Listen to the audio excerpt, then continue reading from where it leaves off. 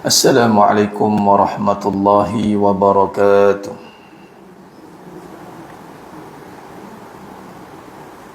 Bismillahirrahmanirrahim.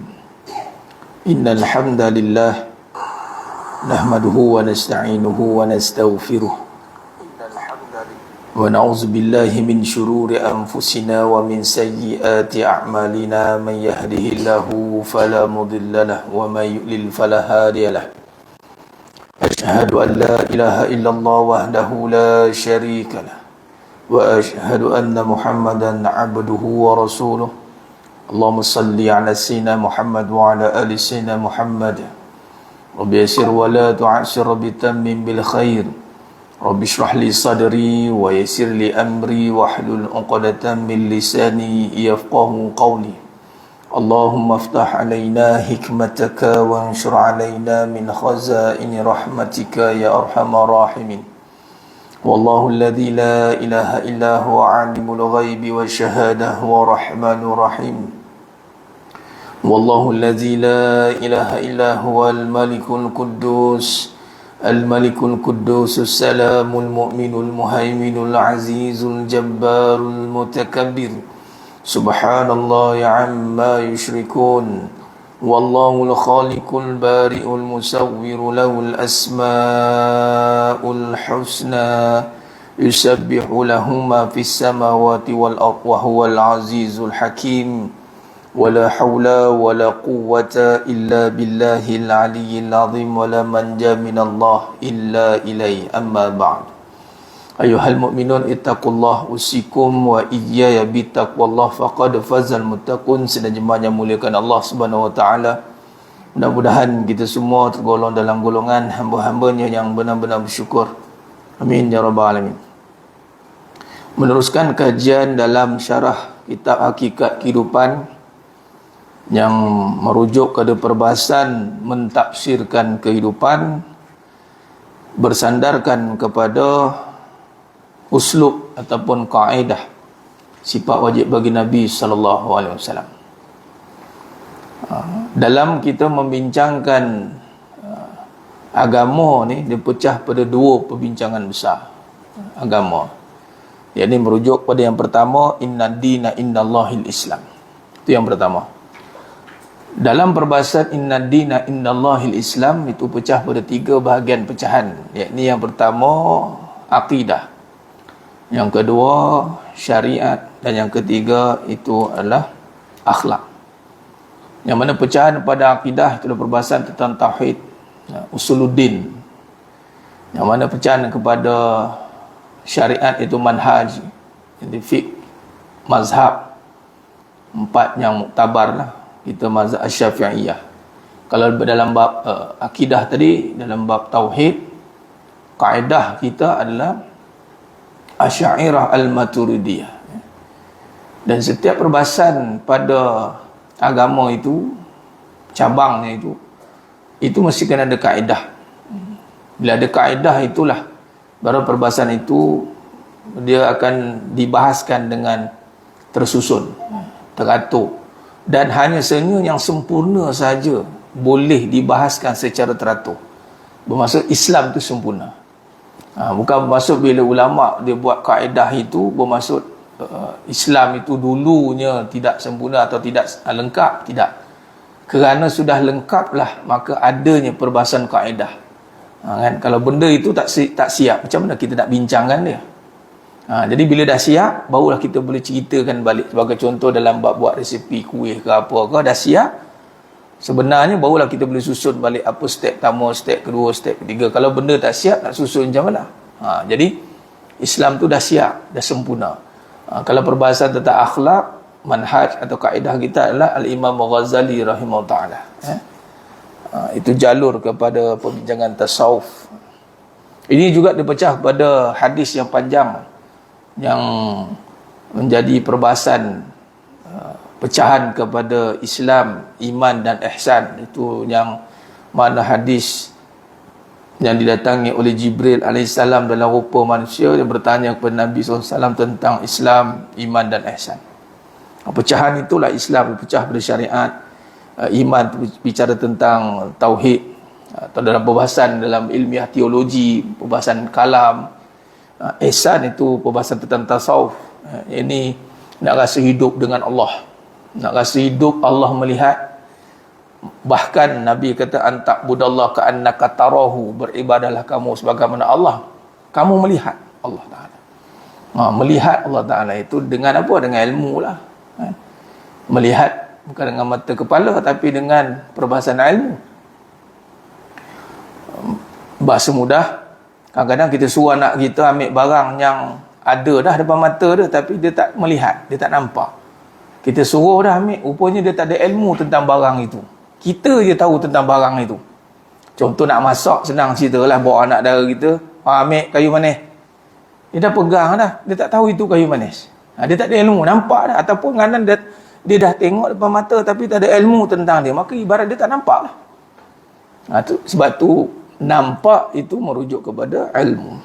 Baik, maka pecahan perbahasan agama yang kedua yang menjadi perbahasan besar itu adalah kehidupan, yang kita sedang bincangkan sekarang ini. Kehidupan adalah pecahan kedua perbahasan, dan dia menjadi perbahasan besar kepada perbahasan agama, yakni itulah yang menjadi asbab Nabi SAW diutuskan. Innama bu'istu liutammima makarimal akhlak. Yang pertama, Nabi membawa agama, yakni Islam, bil huda, dengan petunjuk Allah, wa dinil haq, agama yang benar. Itu merujuk pada kehidupan yang benar.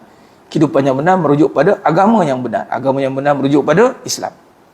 Jadi kita nak menumpukan perbahasan dalam kerangka ataupun pendetilan kepada kehidupan. Dan kehidupan inilah yang menyebabkan banyaknya berlaku salah faham.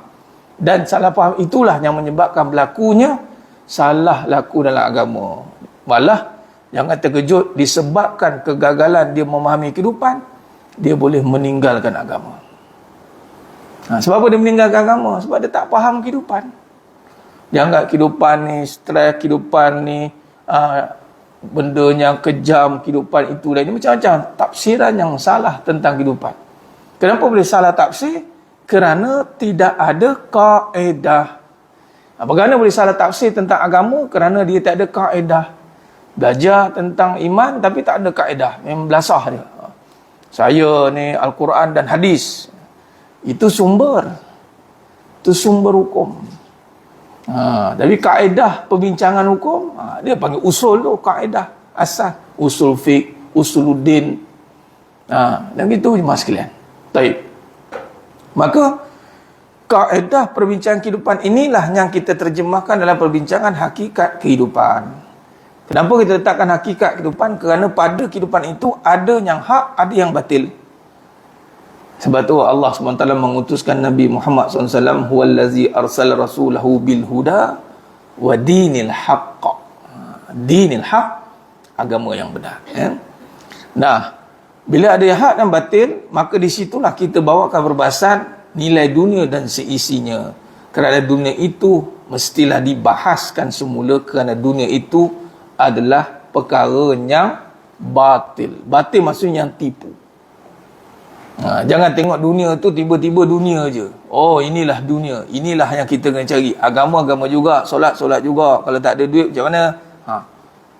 Malah ada pemahaman yang mengatakan bahawa kalau tak ada dunia, tak ada akhirat. Dia utamakan dunia dulu. Taib.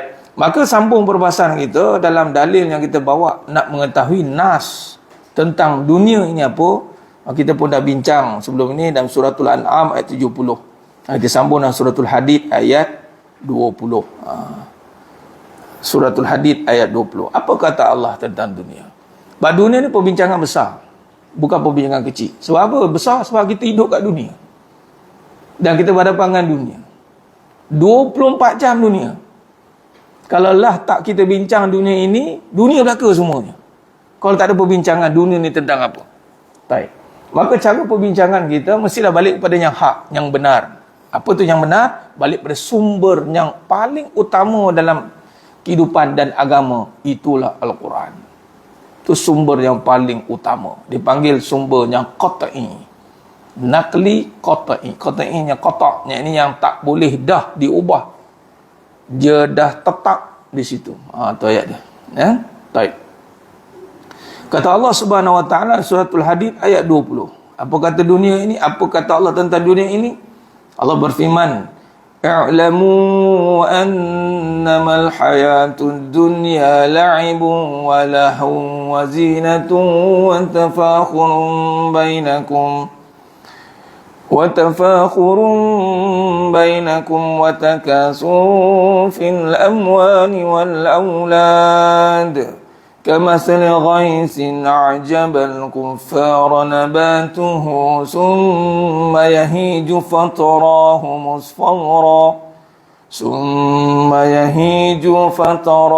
مصفرا ثم يكون حطاما وفي الآخرة عذاب شديد ومغفرة من الله ورضوان وما الحياة الدنيا إلا متاع الغرور. Kata Allah dalam suratul Hadid ayat 20. Ini antara dalil nakli qat'i yang lengkap, yang boleh dikatakan, kalau boleh apalah, kalau boleh apa-apalah, sebab takrif dunia ni mengikut Allah ini je, ayat 20. Dan daripada sini kita akan kembangkan kefahaman kita. Baik, apa kata Allah? Ketahuilah, i'lamu annamal hayatud dunya la'ibun wa lahun, permainan dan suatu yang melalaikan. Baik, dunia sebelum dapat, selepas dapat, kita tak nak bercerita. Sebelum dapat, kita pun memandang pada dunia dengan harapan. Kalau aku ada duit nanti, aku nak tolong orang, aku nak tolong keluarga aku. Kalau aku ada ini, tanpa dia melalui dunia tu apa? Dia terus berangan. Sebab tu Nabi kata jangan berangan-angan. Jangan berangan-angan panjang-panjang tu. Sebab kita berangan terus kebaikan, kita lupa perkara yang kita angan-angankan itu ada maksud yang awal dulu. Apa dia? Permainan. Dan kita tak nak mendengar daripada orang yang telah mendapat dunia dengan keseronokan. Dia permainkan seronok, lalu dia pujilah dunia tu. Oh, senanglah bila dunia ni saya boleh tolong macam-macam nak ada, kan? Senang, nampak? Dia bercakap kerana dia seronok dengan dunia itu, tapi tak pergi pada makna asal dunia itu. Dan kita tak nak juga orang bercakap setelah dia kecewa dengan dunia itu. Dunia ni pembohong semua ni, penipu. Sebab apa? Banyak kali aku kena tipu dah. Kita tak nak. Kita nak bercakap dengan yang hak. Walaupun kita sedang diuji dengan kemewahan, kesenangan, seronok dunia ni. Memang dunia ni mata. Allah kata tu, mata ni adalah kesenangan. Dunia Allah tak jadikan untuk kita susah. Sebenarnya dia nikmat, barang nikmat. Allah hiasi dunia ni dengan kenikmatan, syahwat, hubus syahwat Allah bagi. Tinggal lagi susah itu adat. Maksudnya nak mendapatkannya itu. Tapi sebut dunia ni memang kesenangan. Mata Allah bagi, tapi kesenangan apa? Menipu. Jadi walaupun Allah bagi kita kesenangan, tetapi kita tetap mendefinisikan ini adalah kesenangan permainan. Kita bagi anak kita barang mainan, dia seronok dengan mainan tu. Kita pun kata, ini mainan yang lagi kau buang lagi. Macam itulah ibaratnya. Memang dia main betul-betul. Main-main masak-masak. Cuba kita tengok peringkat tumbesaran anak-anak, kan. Daripada kecil main kereta, dah besar-besar kita juga. Cuba kereta tu besar lah, isi minyak apa. Daripada kecil main masak-masak, main periuk-periuk, kan. Kecil-kecil, dah besar-besar periuk juga. Tapi periuk yang apa? Tupperware, ngomboi, bertingkat-tingkat kat rumah tu, kan. Mainan semua tu. Cuma ni mainan kecil tu, mainan besar. Mainan budak kecil, mainan budak besar. Budak besar. Mainan anaknya, mainan maknya. Mainan maknya lagi dahsyat, ribu-riban. Time tak anak, jangan ni membazir. Temak dia, tak apalah bang. Sekali ni je tengah sale ni. Dalam sale tu dah 10 kali dah tu. Berderet pinggan mangkuk kat rumah. Dan sekali jadi apa? Perhiasan. Dia bukan jadi kegunaan. Perhiasan. Tu orang tu kata, ni buat apa ni? Buat barang perhiasan je ke? Tutup kata, ni buat apa letak kat tengah ni? Nak jadi perhiasan. Walhal dunia itu dah memang perhiasan. Kita beli untuk perhiasan. 2 kali kena.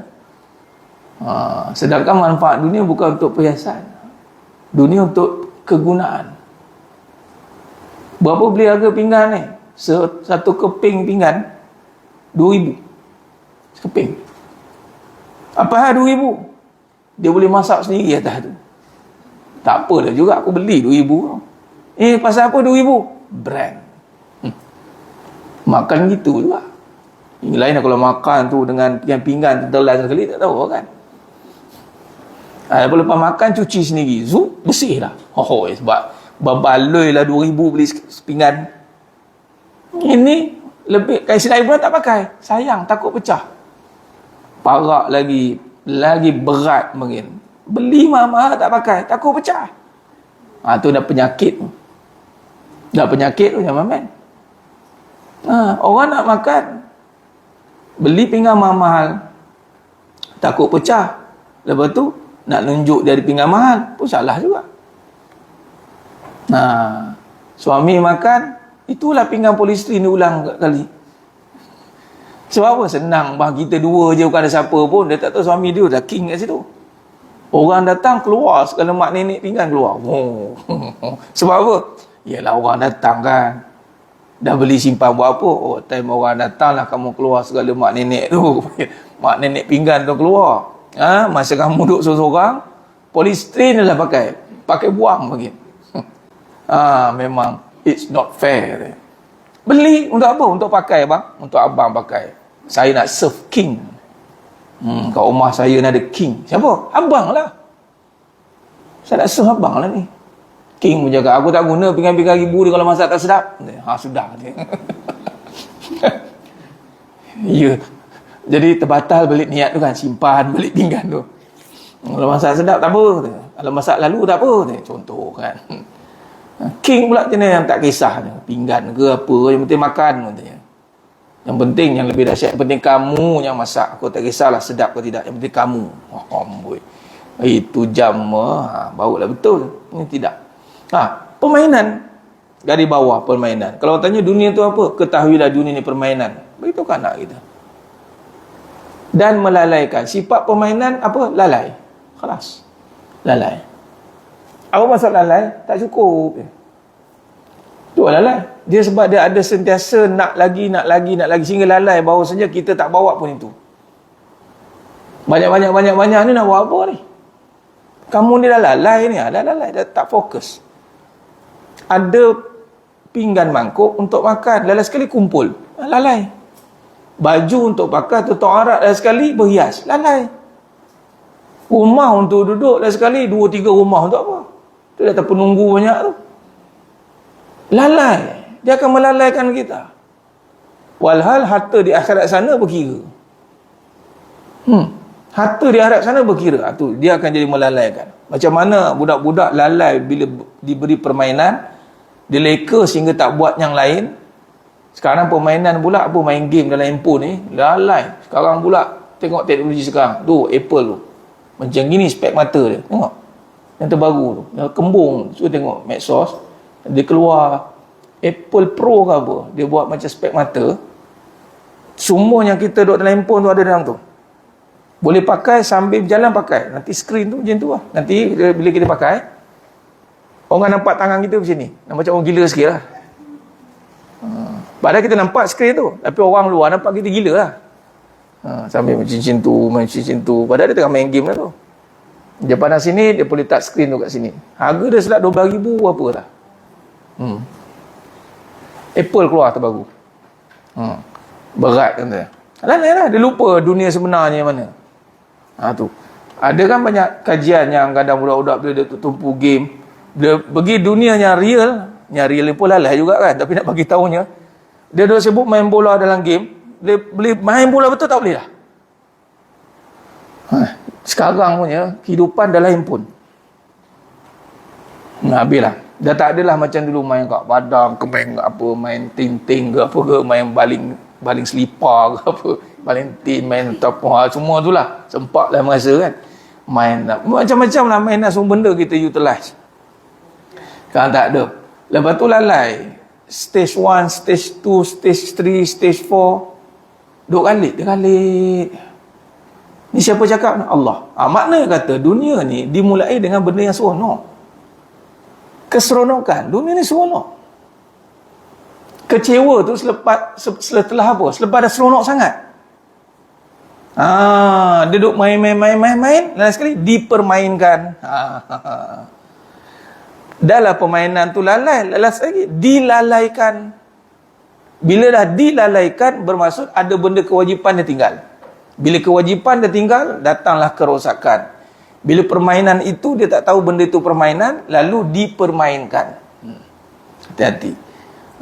Dan yang lebih parah lagi, maskan Allah kata, Allah nyatakan dunia ini hanyalah perhiasan. Nampak tadi? Kita bincang tadi.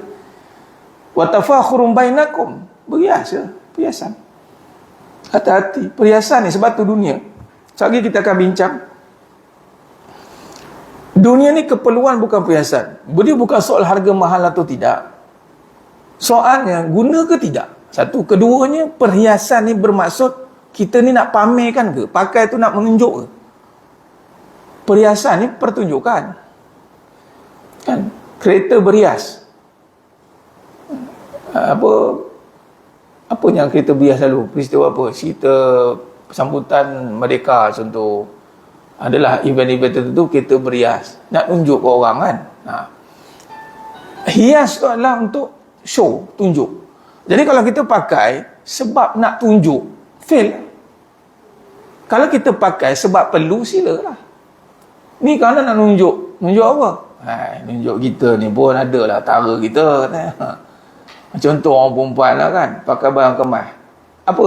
Sebab apa pakai? Nak nunjuk lah begitu. Kita ni bukan miskin sangat. Kalau ikut orang purpose pakai barang kemas tu, untuk apa? Untuk pakai perhiasan. Untuk apa perhiasan? Tunjuk bukan tempatnya. Tunjuk kat suami. Untuk seronok je lah. Tapi kalau tu akhirnya suka tu ikut dunia ni cara lah. Sebab tu akhirnya bila suka pakai, akhirnya akan pergi ke hati. Kita tertipu. Kita tak boleh pakai tu benda hanya suka-suka. Contoh, perhiasan yang ada pada wanita, perhiasan yang nak dipertontonkan pada suaminya. Tu saja. Kadang-kadang kan kita pakai tu balik rumah tangga semua kan. Jadi macam orang miskin apa ke dana kadang. Habis semua tangga. Allah miskinnya si aku ni. Kalau kat luar tu dia lah secanggih-canggihnya pakai. Balik rumah semiskin-miskin orang rasanya. Rasa macam nak bagi donation, nak sedekah rasa kau ni. Patutnya kat rumah lah pakai semua benda, kejap-kejap tukar. Setiap 1 jam tukar cincin. Kejap-kejap 1 jam tukar. Apa kan? Depan abang kan. Lepas tu orang tak ada kerja nak buat macam itu, bukan dihargai pun, tak purpose lah. Dihargai, tak hargai, tugas kita berhias depan suami. Tu je lah, pahala. Bukan depan orang. Depan orang tak ada pahala menunjuk. Silap bulan berdosa.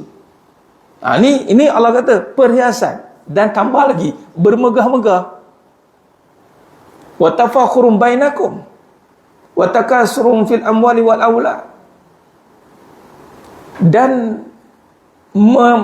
berbangga-bangga dengan banyaknya harta dan anak. Ini realiti. Allah kata. Kita boleh nafikan tak macam ini. Kalau tak macam ni, kita jumpa dalil ni dulu sebelum kita ada benda. Sebelum ada harta. Sebab tu sebelum ada dunia, akhirat dulu patutnya.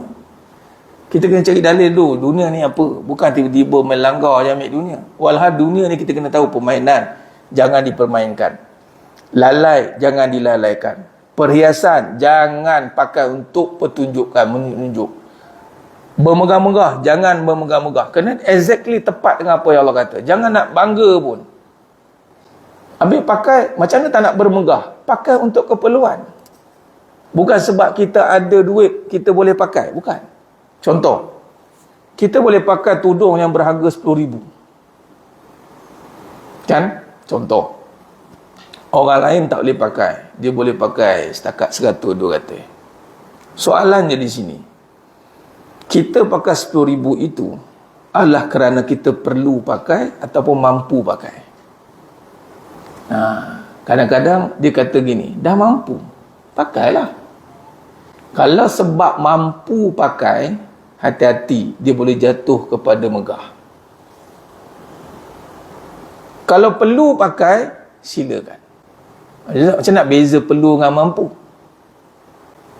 Macam nak bezakan perlu dengan mampu? Di sinilah dia sangat halus jarum dia. Okey. Perlu pakai. Saya perlu pakai tudung berharga 10,000. Sebab apa? Pertama, apa pertama dia? Apa?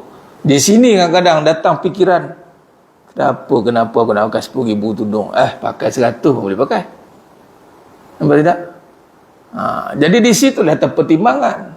Kalau perlu pakai, kita boleh bagi reason. Kadang-kadang kita tak boleh bagi reason pun. Bila tak boleh bagi reason yang bernas, munasabah, di situ kita bermuhasabah. Perlu aku pakai? Takut nanti kan bermegah. Takut bermegah. Kalau takut bermegah, jangan pakai. Tapi ada cara tak nak bermegah. Beli 2, beli 3. Jangan kita seorang-seorang pakai. Beli kawan kita seorang, bergijiran sebelah ke, saudara mara ke. Kita ni tukar. Aku ni perlu pakai sebab nak belikan untuk kamu. Aku pakailah satu. Tu taktik dia tu. Tapi penyakit dunia ni, last kali dia akan jadi apa tau? Aku je boleh pakai. Sebab tu dia datang custom made. Paling berduit nanti, sehari jam tu, contoh jam, dia je ada kat dunia ni. Dia akan jadi, dia panggil apa? Barangnya rare. Barang yang custom made. Baju pun dah tak beli dah baju yang ready made. Semua fit custom. Dia je pakai. Kalau dia je ada, bermaksud tendensi, kecenderungan nak rasa megah tu tinggi. Jadi caranya, bagilah 2-3 orang lagi ada macam dia pakai. Nak merasa 10,000, kau nak merasa tak tudung 10,000? Jom sama-sama rasa. Aku beli 3. Nah, 2 untuk kau, 1 untuk aku. Perang beli pun kalah. Pirang beli 2 untuk aku, 1 untuk kau. Tak, kita kena dream macam itu. Kalau itu ada dalam hati kita, Allah Maha mengetahui ya. Kadang-kadang dia dalam hati dia nak bagi orang, tapi bohong sebenarnya. Kita kena, sebab sedekah yang terbaik adalah sedekah barang yang kita paling suka.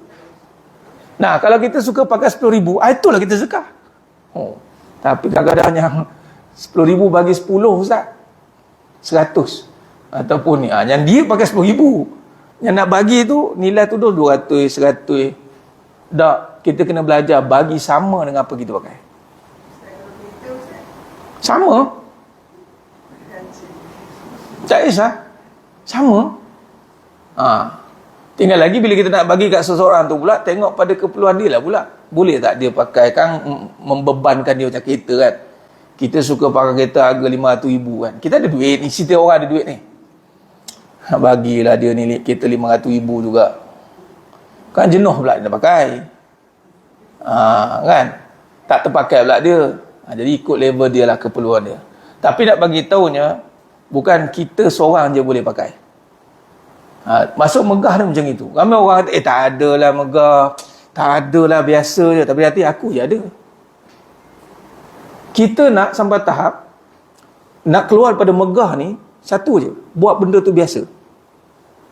Jadi barang biasa. Pakai kita mahal, jadi barang biasa. Jangan mahalkan dia. Itu pun satu kaedah yang kedua. Pakai baju mahal, jangan pakai event tertentu je. Pakai hari-hari lenjan je, sampai terkoyak. Ini mahal. Ini pakai time wedding je. Orang jemput wedding, kita pakai. Pergi yang biasa-biasa, pakai biasa. Silap bulan bawa pergi pasar barang mahal. Sebab apa? Sebab tak nak bagi dia megah. Sebab dunia ni sifat dia akan buat kita megah. Walhal kita lebih lagi pada dia. Nilai diri kita Allah buat lebih mahal daripada benda. Dan sekali ada benda baru rasa diri itu, rasa diri dihargai kan. Rasa diri itu bernilai lah. Macam-macam lah perkataan keluar. Hati-hati. Doktrin megah ni banyak berlaku apabila mentaliti kebendaan datang ke depan. Dia panggil fikir prestige. Ini barat bawa konsep-konsep ni, mas sekalian. Malah agama pun dimegahkan. Oh, bayangkan depan ni semua parking Ferrari, baru nampak hebat agama tu. Nampak? Dan nampak hebat bila pakai mewah, baru nampak hebat. Salah ni, mas sekalian. Dan memang dunia tu memang bermegah. Jadi kita kena counter kemegahan itu dengan jadikan dia biasa. Ini yang kita kena buat ni, mas sekalian. Allah buat kan, dunia ni punyalah tak ada nilai. Harga ada, nilai tu. Nilai ni value, dia panggil value. Kalau in English baru kita nampak perbezaan. Value and price. Price mungkinlah 50,000. Ada kan tudung bawal kan, dia pakai Swarovski punya. Saya kan tengok kan, nak jadi bahan mengajar kan, tengok. Dia buat ada harga 5,000, dia naik sampai hari tu maksimum 70,000. Dia tak 110,000 tudung tu. Tengok pakai hari ni tudung 110,000 tu, besok pakai lagi.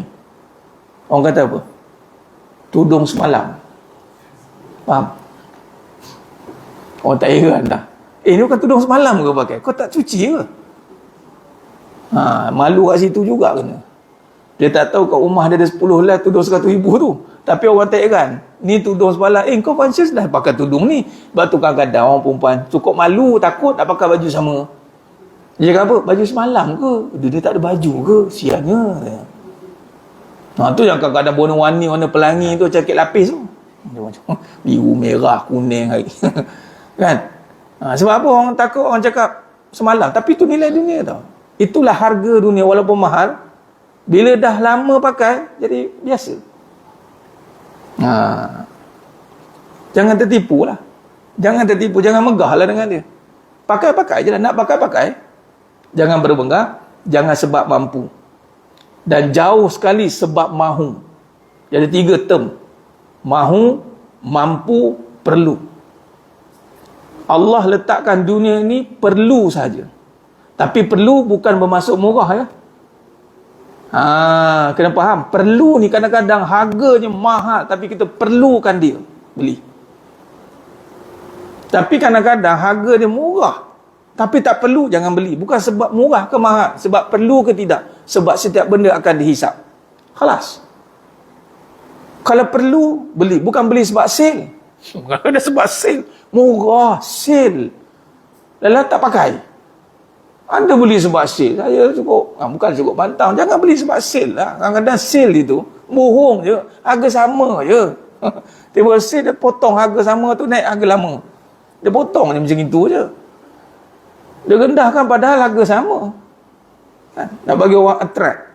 Beli sebab perlu. Even nanti Allah bagi duit beratus-ratus juta pun bukan sebab kita ada duit, kita boleh beli apa saja kita nak. La, bukan. Sebab setiap benda ditanya Allah. Malah kita bimbang, kita beli sebab kita bermegah. Megah, kita boleh beli. Aku ada bid nilai tu. Bid harga dia. Bid. Kadang membangga-megah dan berbangga-bangga tentang banyaknya harta dan anak. Ini pun anak pun satu. Anak pun trend-trend sekarang ni, janganlah kita bariskan anak itu dengan dia ni macam ni, dia ni jadi ni, dia ni jadi ni. Tak payahlah. Kita bimbang dia jadi benda yang berbangga dengan anak. Kalau nak naik semua kan. Contoh, kalau dia dapat result 5E, expose 5E. Alhamdulillah anak saya seorang dapat 5E. Alhamdulillah. Anak seorang dapat 5E. Naik dengan dua sekali. Kan 5E dia naik, 5E sembunyi kan. Untuk apa? Nak bagi tahu mak dia ni karomah tinggi. Jenis sentuhan menjadi tu anak-anak jadi soleh-solehah tu. Hati-hati. Anak soleh-solehah ni betul memang didikan mak ayah, tapi ingat ianya adalah anugerah Allah. Sebab tu Nabi Ibrahim AS minta pada Allah, Allah maj'alni muqimmas salah wa min zurriyati. Nampak? Doa setara Nabi doa. Doa ni maksudnya bukan pada diri lah, pada Allah. Kalau Allah tidak berikan anak kita soleh-soleh, itu kehendak Allah Ta'ala yang mana kita bersabar dengan ujian itu, tetapi kita tetap mendidiknya. Pahala kita dekat mendidik, bukan anak tu soleh ke solehah. Anak tu soleh dan solehah, pahalanya adalah apabila dia mendoakan kita. Pahala kita mendidik dia jadi soleh solehah, tu pahala tu mengalir lah untuk kita sebab kita mendidik dia. Sebab tu mak ayah rebut peluang mendidik anak-anak, jangan pasing dekat guru cikgu. Kalau pasing dekat guru cikgu tu dapat pahala. Mak tak dapat penuh lah. Nampak? Maka ambil peluang. Kalau boleh didik anak, didik. Susah, belajar. Sebab reward dia besar. Baik. Dan Allah kata semua itu kamasil ghaisin a'jabal kuffara nabatu summa yahiju fatarahu masfarra summa yakunu hutama. Dan Allah kata ia seperti hujan yang tanaman mengagumkan para petani, kemudian tanaman itu menjadi kering dan kamu melihat warna kuning kemudian hancur. Nampak? Itu konsep dunia. Sekejap dia happy, lepas tu duka. Sebab tu saya bagi satu kesimpulan ibrah berdayat ni. Suka bertemu duka. Awalnya manis, ujungnya masam. Tapi kalau ambil yang benar, bermula dengan yang pahit. Nak terima kenyataan ni pahit. Permainan itu kadang-kadang kalau kita ngaji dalam barang dunia ni, setengah orang dia tak boleh terima, dia rasa campur. Ustaz ni cakap kita kan kena pakai dunia juga. Dia tak boleh terima ayat tu. Walhal pahit itu adalah kulit dia. Bila kulit tu kita terima pahit, kita kupas dia, kemudian kita baru jumpa manis. Jangan tiba-tiba kita nak yang manis. Bila nak yang manis, bermaksud dia dah terdedah. Dah terdedah, dia akan boleh jadi masam, asid. Jadi kita kena terima kenyataan-kenyataan begini yang pahit untuk ditelan. Dan dunia ini akan jadi kering, Allah kata, hancur.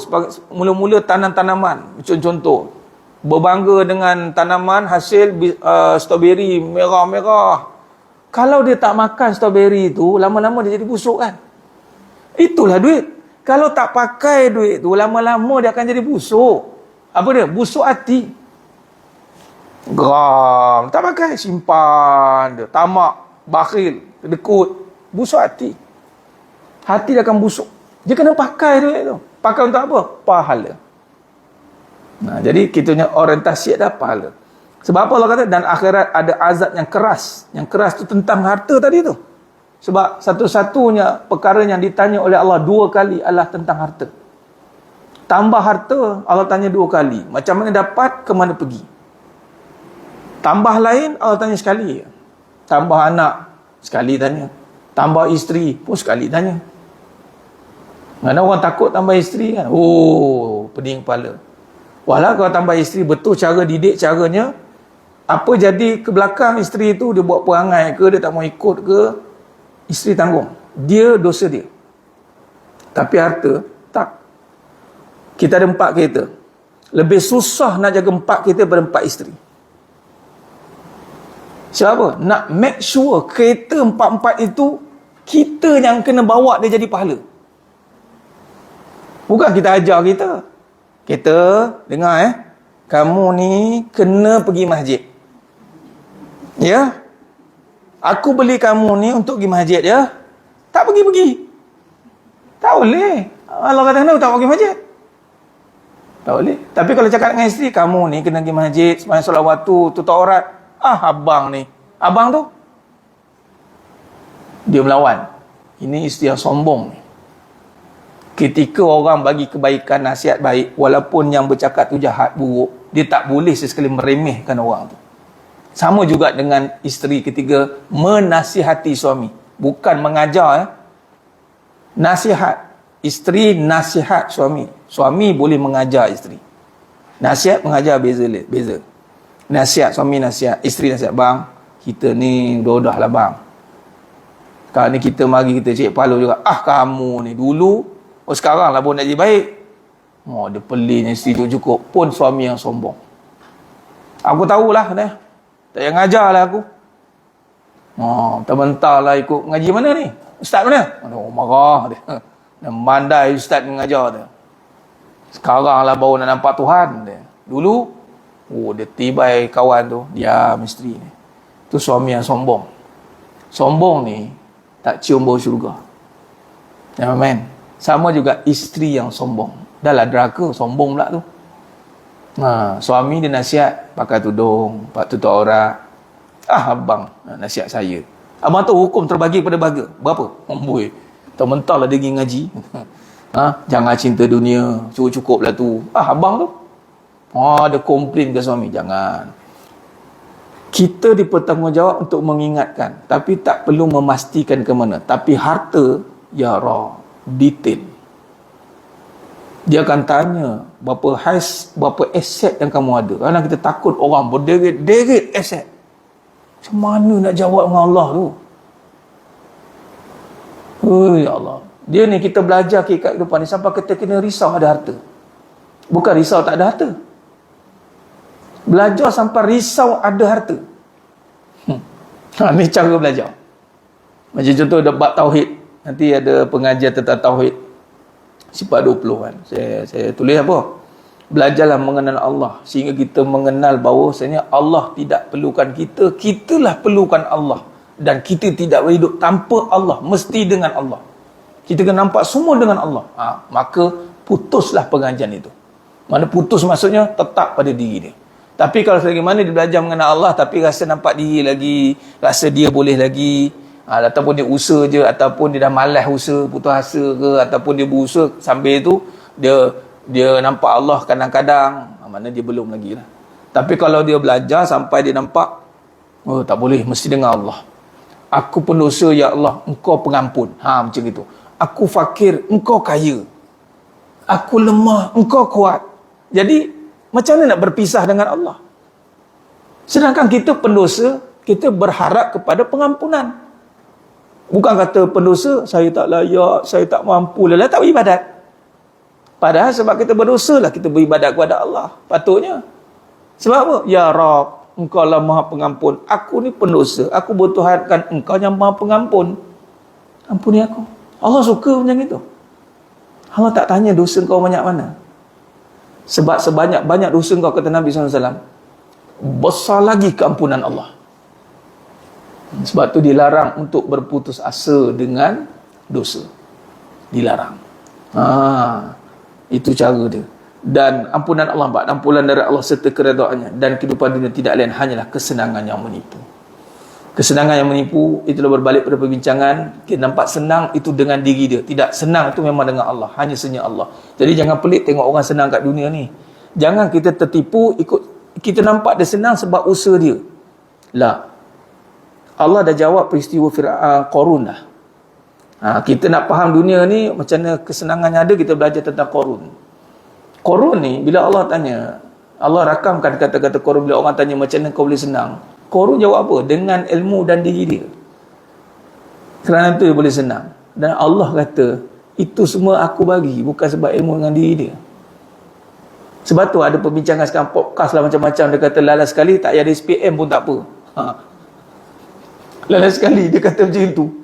Tak payah SPM pun tak apalah, aku boleh jadi jutawan lah. Nampak? Betul lah tu. Bukan sebab ilmu kita boleh dapat dunia ni. Orang tak ada ilmu pun boleh dapat dunia. Apa nama? Bonsiu. Terkenal tu. Tak boleh baca menulis tu. Tapi boleh ada syarikat Bonsiu tu. Siapa kata nak dunia ni ke depan nak baca menulis?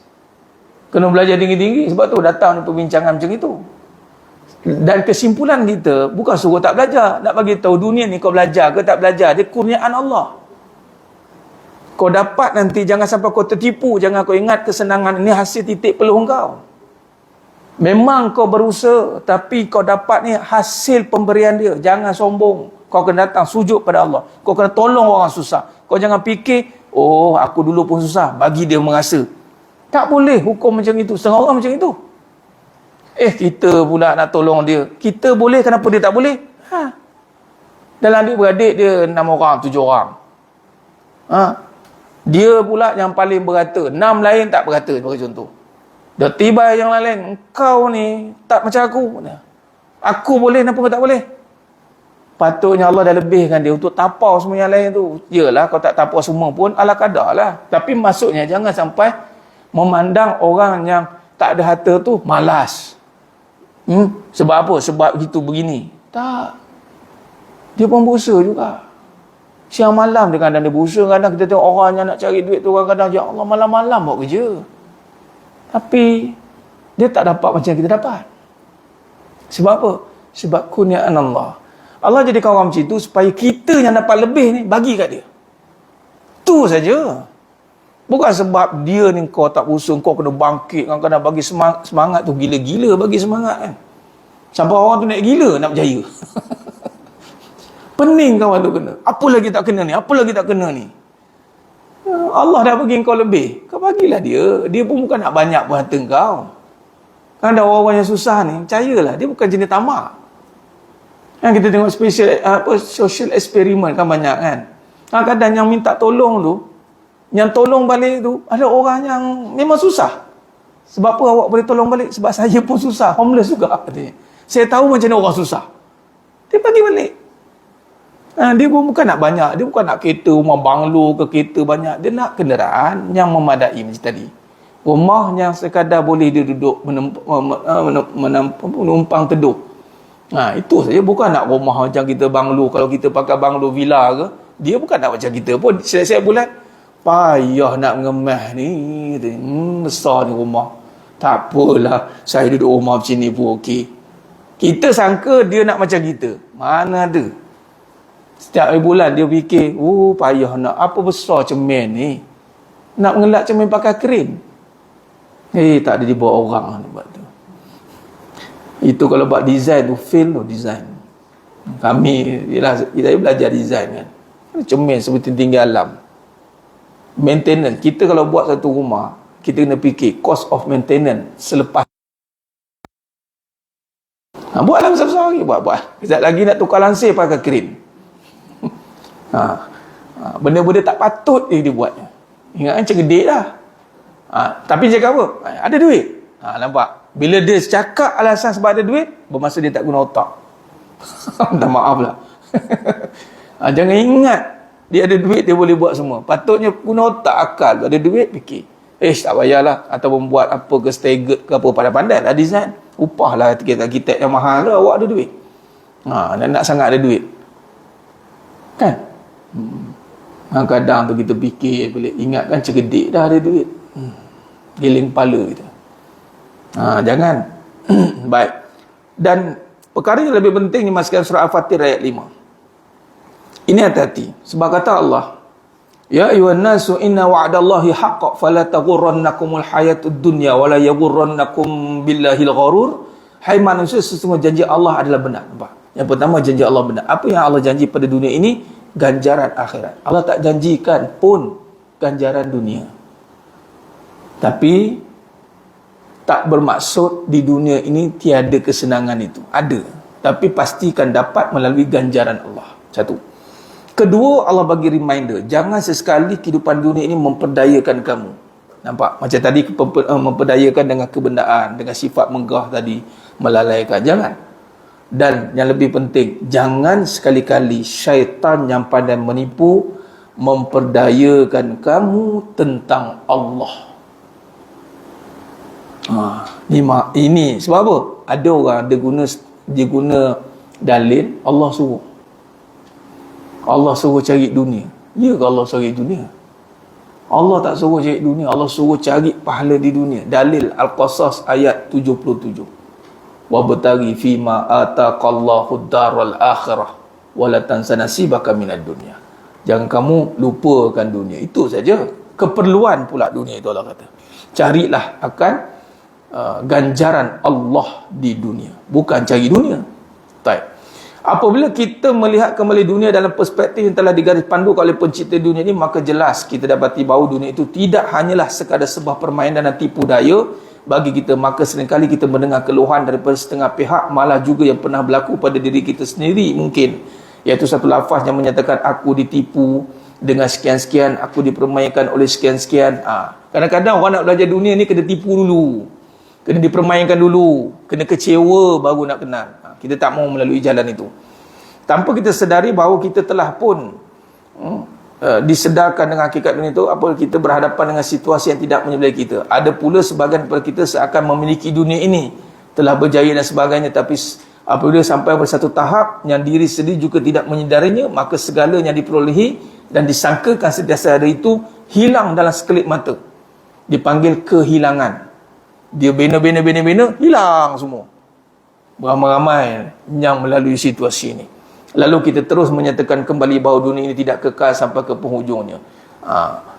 Maka ada dua situasi yang saya bincangkan di awal-awal. Jangan kita dah belajar dengan kekecewaan baru nak belajar, dah hilang baru nak belajar. Kita belajar dengan kebenaran Al-Quran, direct kita belajar. Maka itulah yang dinamakan Allah SWT dalam Al-Quran, bahawa dunia itu barang permainan dan penuh dengan tipu daya. Perkara yang disangkakan ada rupanya tiada, perkara yang disangkakan tiada itu rupanya ada. Maksudnya apa? Tiada yang kita nampak pahala, itulah yang ada. Rezeki, itulah yang ada sebenarnya kat dunia ini. Bukan benda yang kita sangkakan ada, duit, lalu sekali hilang. Kita kejar duit tapi tak jaga rezeki. Ramai orang sibuk jaga duit tapi tak jaga rezeki. Macam nak jaga rezeki, Ustaz? Jaga keberkatan, jaga ketaatan, jaga keyakinan. Sibuk jaga duit, lalu duit hilang, duit habis, ataupun dapat tapi tak boleh merasai nikmat. Yang nak dijaga itu rezeki. Apa rezeki? Berkat. Wa barakatan fir rizq. Manakala yang kita sangka tiada pula rupanya adalah ada, iaitu kita sangka tiada hilang dunia itu rupanya memang akan berlaku kehilangan apabila sudah sampai pada kehendaknya. Allah berfirman dalam surah An-Nahl ayat 96, ma indakum yanfad wa ma indallahi baqa wa lanajziyanna alladhina sabaru ajrahum bi ahsani ma kanu ya'malun. Firman Allah, sebenarnya apa yang ada pada kamu akan habis. Apa yang ada pada kamu akan habis. Dan apa yang ada di sisi Allah tetap kekal, dan sesungguhnya kami membalas pahala yang lebih baik dari apa yang mereka telah kerjakan. Dan kata Allah dalam surah Qasas ayat 88, wala tad'u ma'allahi ilahan akhar la ilaha illahu kullu syai'in halikun illa wajhah lahul hukmu wa ilaihi turja'un. Firman Allah, dan janganlah engkau menyembah Tuhan yang lain bersama-sama Allah. Tiada Tuhan yang melainkan Dia. Dunia ni kita ceritakan penting sebab apa? Sebab dunia boleh mengambil alih kuasa Allah tanpa sedar. Walhal kuasa hakikat hanya pada Allah. Dunia boleh ambil alih tumpuan kita. Contoh, kita nak kaya. Kaya bukan pada harta. Kaya itu tetap pada Allah. Tetapi kita sembah harta berserta dengan Dia. Menyembah. Bila harta suruh macam tu, buat. Bila harta suruh sibuk, buat. Bila harta suruh tinggal solat, tinggal. Macam harta tu menentukan hidup kita. Hati-hati. Sebab tu larangan Allah, jangan engkau menyembah Tuhan yang lain bersama Allah. Kita akan boleh jadikan dunia ni sebagai Tuhan. Tiada Tuhan melainkan Dia. Tiap-tiap sesuatu akan binasa melainkan zat Allah. Baginya lah kuasa memutuskan segala hukum, dan kepadanya lah kamu semua dikembalikan untuk dihitung amal masing-masing dan menerima balasan. Al-Qasas ayat 88. Dan dalam satu surat yang panjang, nanti ini kita akan bincang lain, ini daripada kata para ulama. Imam Hasan Al-Basri rahimahullah ta'ala mengirim surat kepada Khalifah Umar ibn Abdul Aziz. Nampak? Kita tengok apa kata ulama. Dunia itu negeri tempat kecelaan, bukan negeri tempat tinggal. Nampak? Kesimpulan daripada perbahasan Quran, hadis Nabi sebenarnya, maka Imam Hasan Basri buat satu kesimpulan. Negeri itu tempat kecelaan. Dan ketika Imam Hasan Basri bercakap ini, beliau adalah seorang agamawan, punya ilmu yang banyak dan punya harta yang banyak. Beliau menguasai bidang perniagaan batu permata, berjuta-juta sekali buat transaksi. Tapi dalam keadaan itu tetap mengatakan dunia itu tempat kecelaan, bukan negeri tempat tinggal. Adam diturunkan ke situ dari syurga sebagai hukuman. Jadi sebenarnya kalau tengokkan dunia ni tempat hukuman. Sebab tu Nabi kata dunia penjara bagi mukmin. Bukan kita kat sini. Sebab tu di sini banyak halangan, restriction banyak kat sini. Paling paling yang nombor satu halangan, jangan menyekutukan Allah. La tusyrik billah. Itu nombor satunya larangan. Sebab mudah untuk menyekutukan Allah itu dengan apa? Syirkul asghar, syirik kecil. Ma huwa syirkul asghar ya Rasulullah? Ar-riya.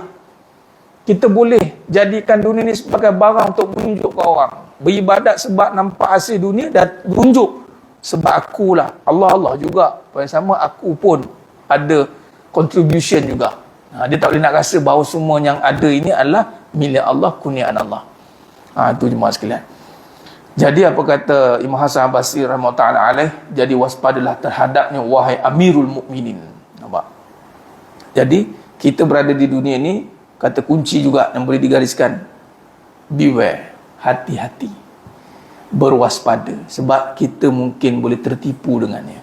Jadi orang yang berjaya di dunia bukan memiliki dunia, tapi orang berjaya di dunia tidak tertipu dengan dunia di saat dia memilikinya atau tidak memilikinya. Dua-dua tak ada isu sebenarnya. Nak ada, silakan. Tiada, jangan rasa orang kata apa, devaluate, lemah, aku tak ada apa-apa. Jangan. Baik jemaah sekalian, kita berhenti setakat tu dulu. Kita sambung pada siri yang akan datang. Bekal diri anda adalah dengan meninggalkannya. Kita sambung pada surat Imam Hasan Al-Basri kepada Khalifah Umar Abdul Aziz. Wallahu alam. Mohon maaf berserta kekurangan terkasar kata tukuran bicara dalam penyampaian. Hanya Allah Ta'ala sajalah yang mampu menyempurnakan perbahasan kita pada petang yang penuh barakah ini. Qul qali hadza wa sallallahu alaihi wa lakum wa bila taufiq wal hidayah. Assalamualaikum warahmatullahi wabarakatuh. Kita tangguh dengan tasbih kafarah dan suratul as. Barakallahu wa bihamdi. Asyhadu an la ilaha illa anta astaghfiruka wa atubu. Bismillahirrahmanirrahim. Wal 'asr. Innal insana fi khusr illa alladhina amanu wa 'amilus salihati. Tawassaw bil haqq, tawassaw bis sabr. Wallahu a'lam.